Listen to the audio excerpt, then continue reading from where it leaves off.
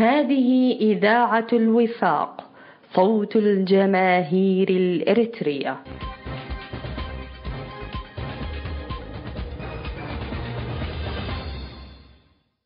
مستمعي إذاعة الوفاق، السلام عليكم ورحمة الله تعالى وبركاته، وأسعد الله أوقاتكم أينما كنتم بكل خير.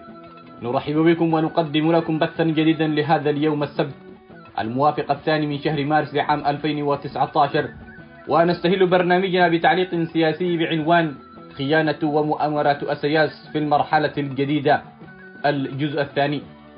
يلي ذلك برنامج حوار الوفاق، والذي نستضيف فيه الأستاذ عبد الرحمن طه النور للحديث عن مستجدات الأوضاع في أريتريا وإثيوبيا الحلقة الثانية.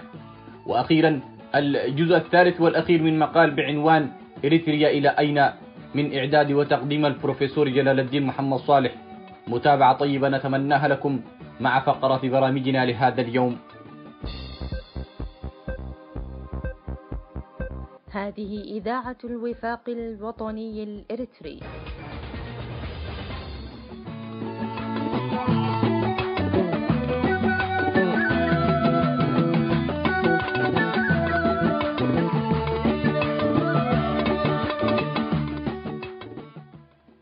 مستمعي إذاعة الوفاق في كل مكان، أهلا ومرحبا بكم.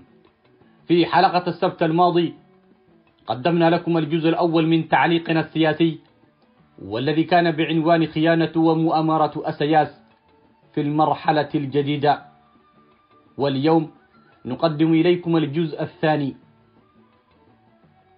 الطريقة الوحيدة لإنقاذها وحد تكمن في قيام تحالف متين بين قوى وطنية أريتريا وبين قوى إثيوبية صاعدة برؤية سياسية مشتركة وواضحة. من خلال هذا التحالف بالإمكان وضع خطة شاملة لإنقاذ تنظيم الويان من الاندثار في مهب الريح. ولا أريد أن أتعمق أكثر مما ذكرته في هذا الموضوع لحساسيته، ولكن على أبناء التجراي متابعة الأحداث عن كثب للأوضاع المستجدة عبر حدود قوميتهم الشمالية والجنوبية، حتى لا يصبحوا مرة أخرى فريسة لاقتتال الفيلة. أما التحدي الآخر فهو ما حذر به أسياس للدكتور أبي أحمد قائلا: المشكلة الإثيوبية هو النظام القائم، نظام القوميات والشعبوي، وفساد النظام الاقتصادي إلى آخر. من الملاحظ التغيير السياسي الذي طرأ في أثيوبيا مرتبط أيضا بالتغيير الاقتصادي، فعلى الجبهة الشعبية لتحرير تيغراي تحديث سياساتها الاقتصادية، لأن السياسة القديمة فتحت الأبواب على مصراعيه للسطوة المالية وتكديس مقدرات الدولة في أياد قليلة دون أن ينعم معظم الشعب بخيرات الوطن. لذا يتوجب عليهم خلق مناخ يستفيد بموجبه كافة القوميات والشعوب الإثيوبية.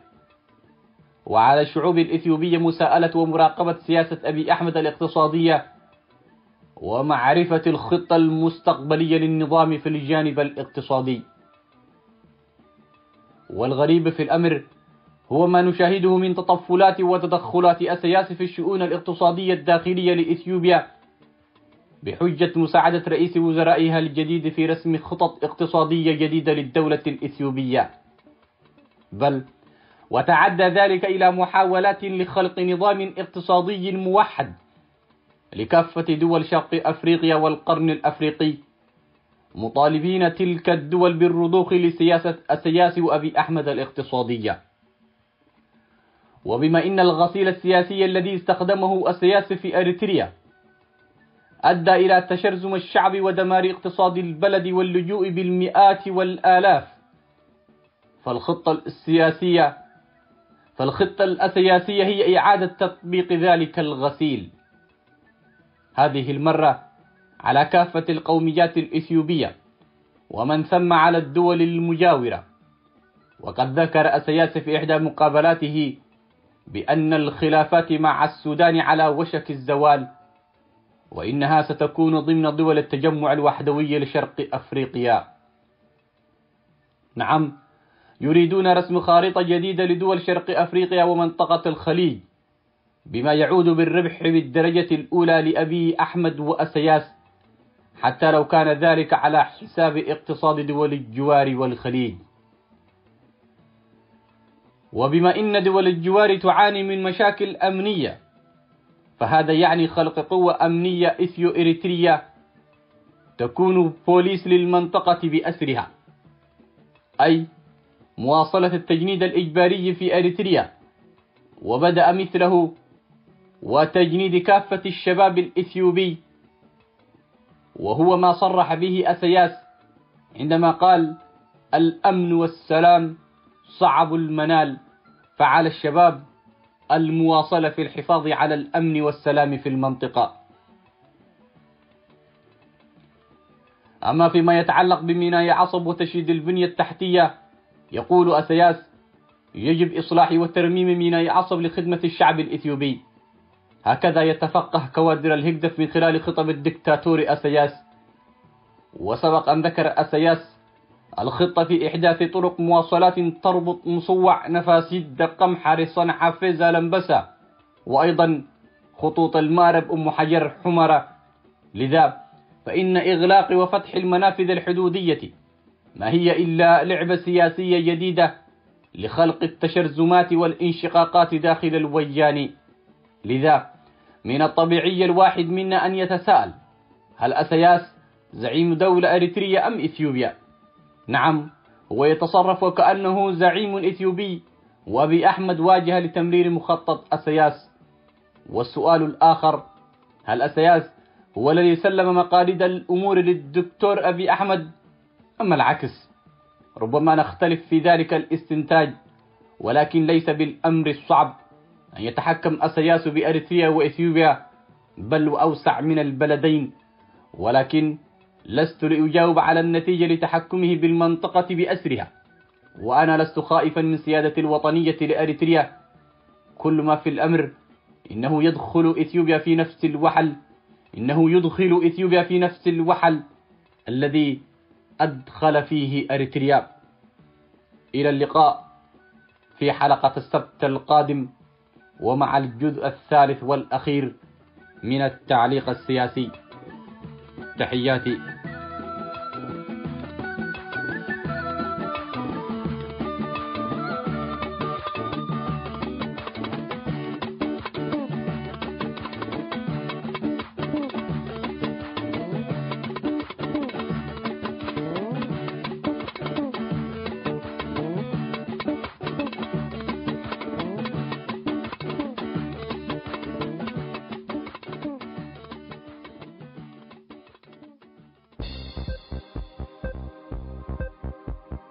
هذه إذاعة الوفاق الوطني الإريتري. أستاذ عبد الرحمن، إثيوبيا الآن بقيادة أبي أحمد مقبلة على مرحلة جديدة، وأبرز سمات هذه المرحلة التنمية الاقتصادية المستدامة والإصلاح السياسي والاجتماعي. واستبق أبي أحمد هذه الإصلاحات بالمصالحة الداخلية وتحسين علاقات بلده بدول الجوار، لا سيما العلاقات مع إريتريا التي وصلت إلى مراحل غير مسبوقة من قبل. هل تتوقع أستاذ عبد الرحمن أن تعمل القيادة الجديدة في إثيوبيا على دفع النظام في إريتريا للقيام ببعض الإصلاحات السياسية، حتى يعني ولو كانت شكلية؟ يعني هل لديكم أي معلومة ما إذا كان أبي أحمد قد تطرق إلى هذا الملف، ملف الإصلاح السياسي في إريتريا، يعني خلال لقاءاته المتعددة مع أفورقي؟ نعم، تابعنا تطورات العلاقة المفاجئ بين إثيوبيا وإريتريا بكثير من الحذر وقليل من التشاؤم، مثلنا ومثل كل الإريتريين، مع موقفنا المبدئي من قضية السلام وأهميتها، خاصة ما بين الشعب الإريتري وأشقائه من دول الجوار، سواء كانت إثيوبيا أو إريتريا أو جيبوتي. للأسف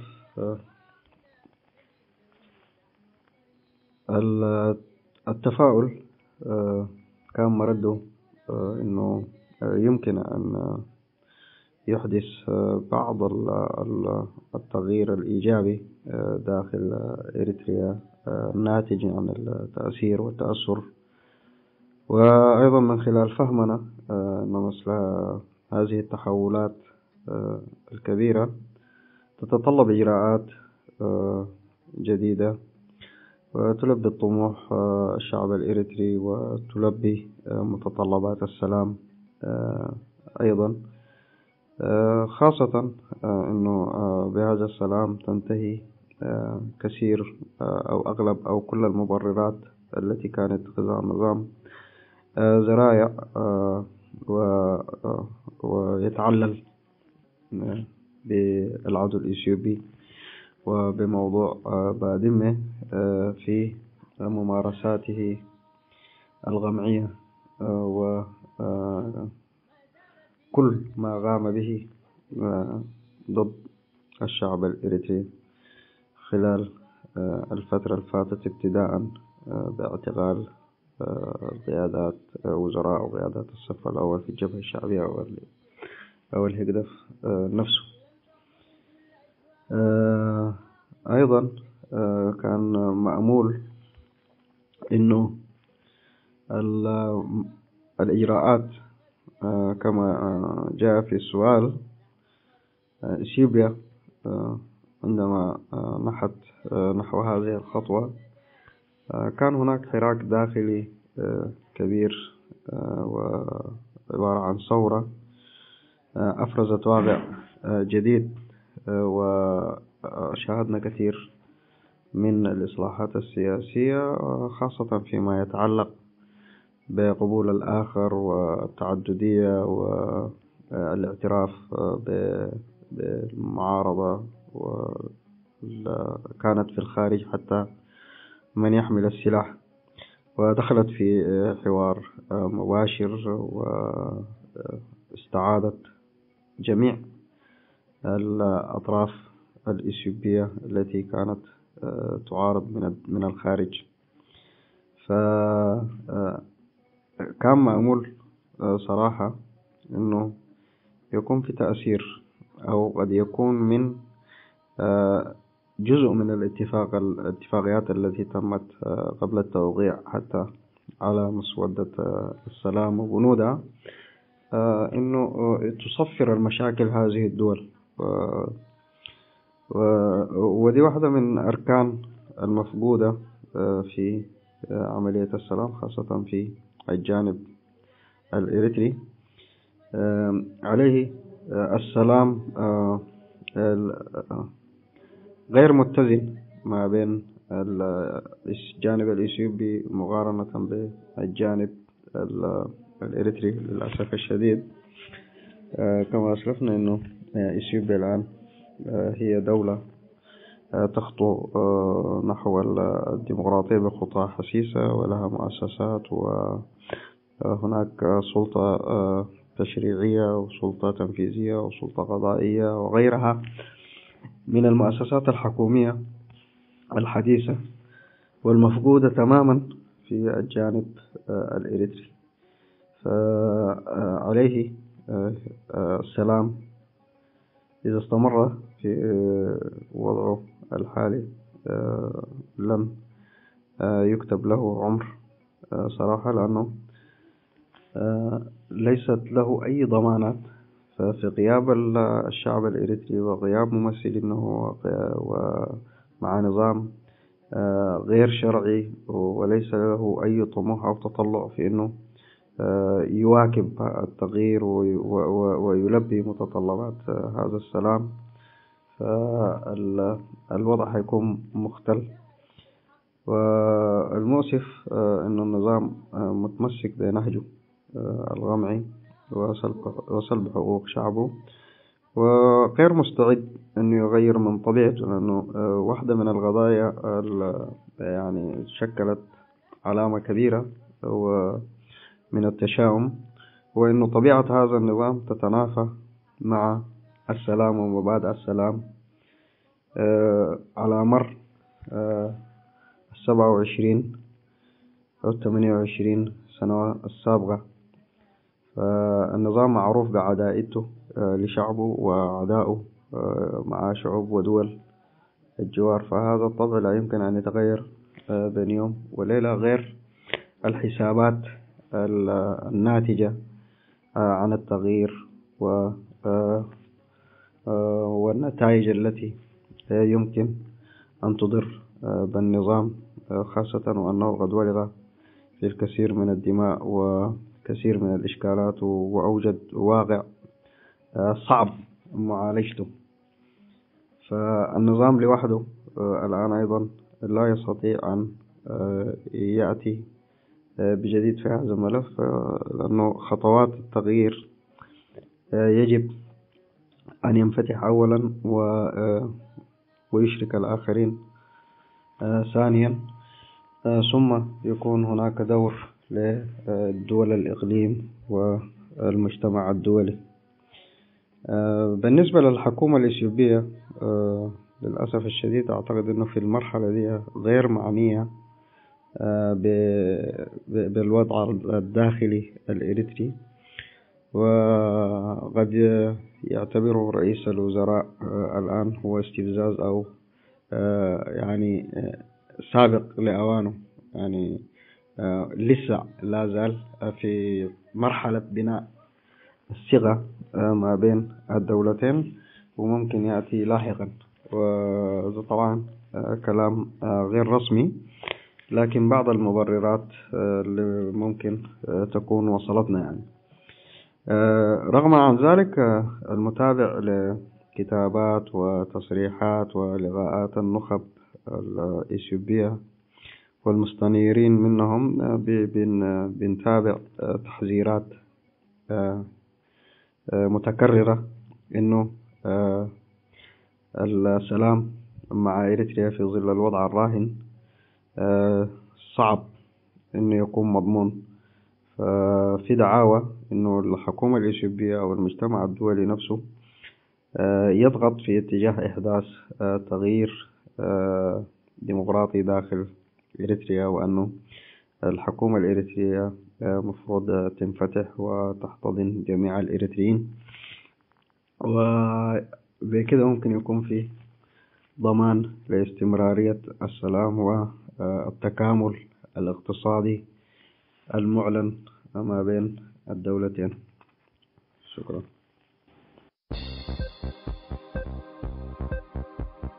هذه إذاعة الوفاق الوطني الإريتري.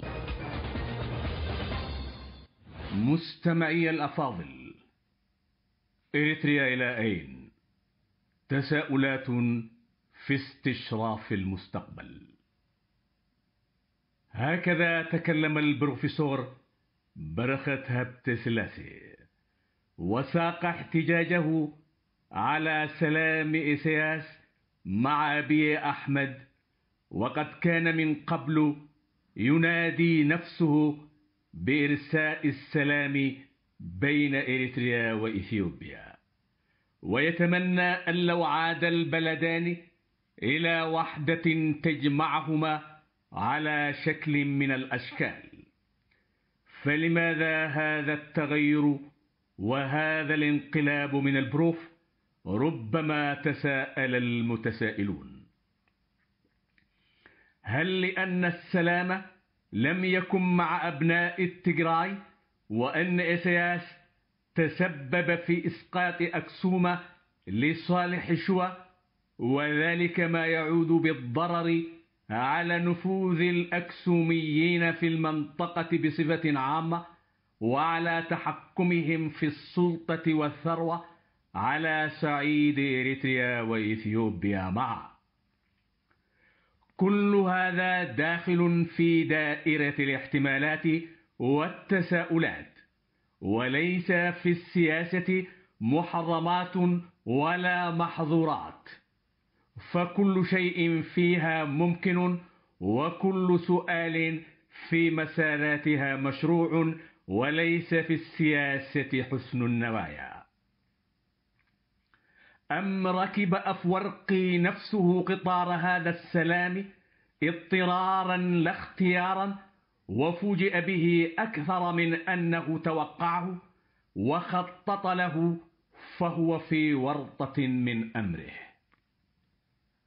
أم فضل أن يعانقه وهو يلعنه بدل أن يعارضه ويفارقه، فيبقى كما كان حبيسا طريدا تتنزل عليه لعنات القوى الإمبريالية ومنظمات حقوق الإنسان الدائرة في فلكها، وسينزل منه بسلام عند الحاجة كما ركبه أول مرة بسلام عند الحاجة.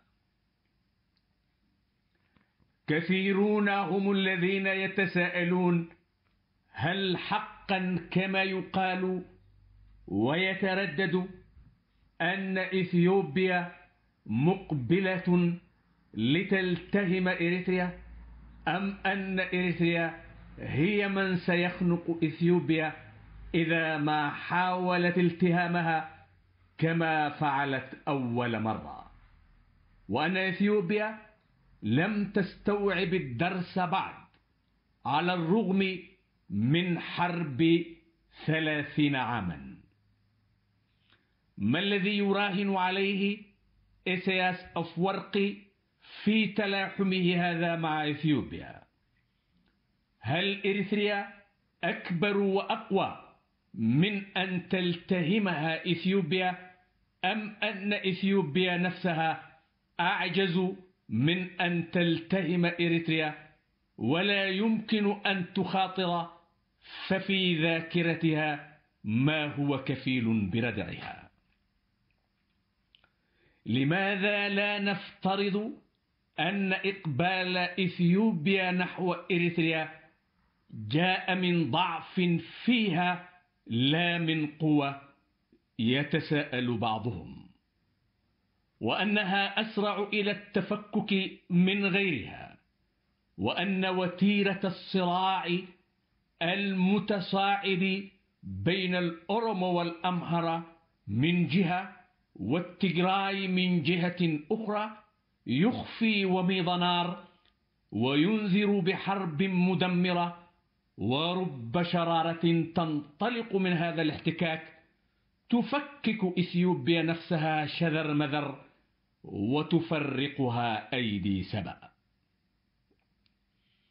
ولكن المشكلة في هذا الافتراض متى جاريناه أن المنطقة ستشهد ما يسمونه الفوضى الخلاقة، وحينها لن تكون إثيوبيا وحدها من يتفكك، فالسودان يتفكك وإريتريا أيضا تتفكك، وهو ما لا يتوافق.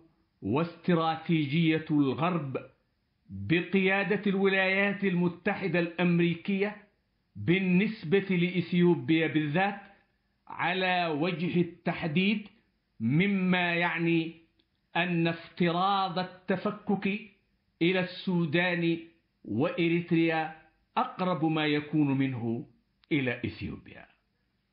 ولعل الشعور بهذا هو ما جعل السودان يغض الطرف عن تهريب السلاح إلى جارته إثيوبيا عبر حدوده إذا ما صح اتهام وزير خارجية إثيوبيا له.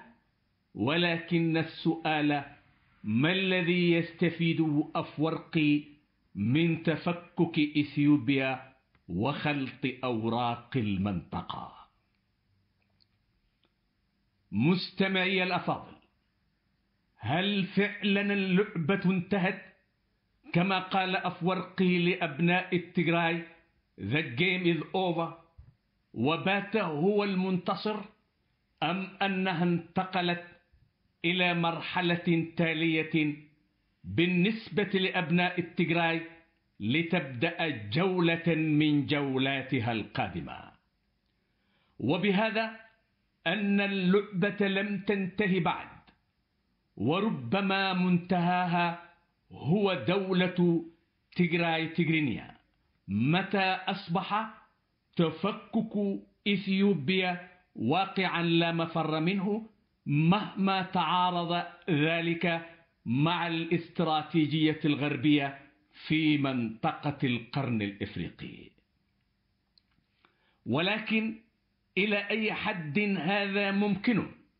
وإلى أي حد واثق أفورقي من تماسك وضعه الداخلي وأنه في أمان تام من أي محاولة انقلاب يطيح به، من أي محاولة انقلاب يطيح به، أو طلقة اغتيال ترديه قتيلا وتسقيه السم من الكأس نفسه الذي سقى منه معارضيه؟ فهل يخلو جيشه من خلايا موالية للتيغراي؟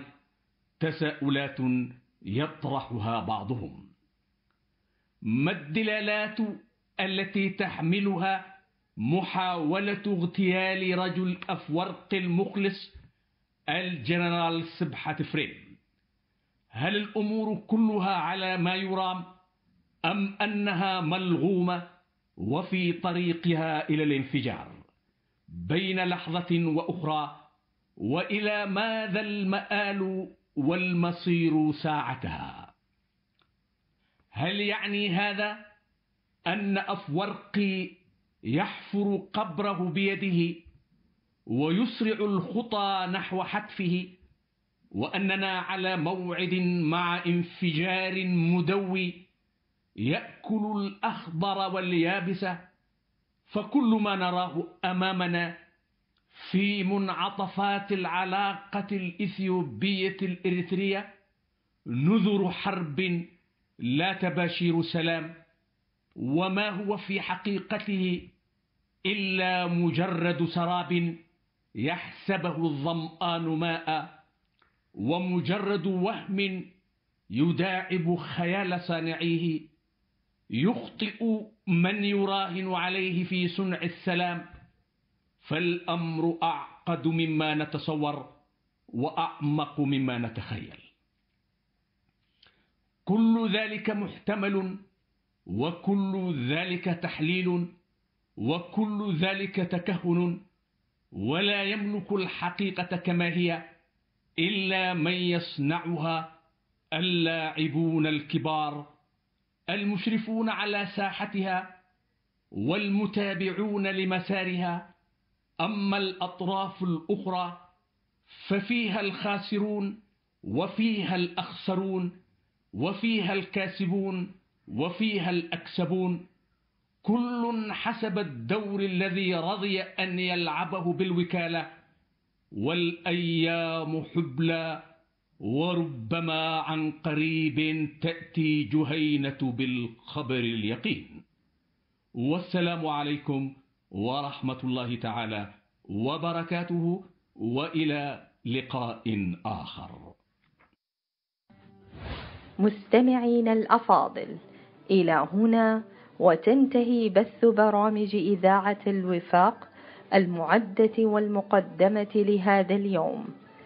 باسمي ونيابة عن أسرة المحطة أشكر حسن متابعتكم، على أمل اللقاء بكم يوم السبت القادم إن شاء الله تعالى، ودمتم في رعاية الله وحفظه. هذه إذاعة الوفاق، صوت الجماهير الإريترية.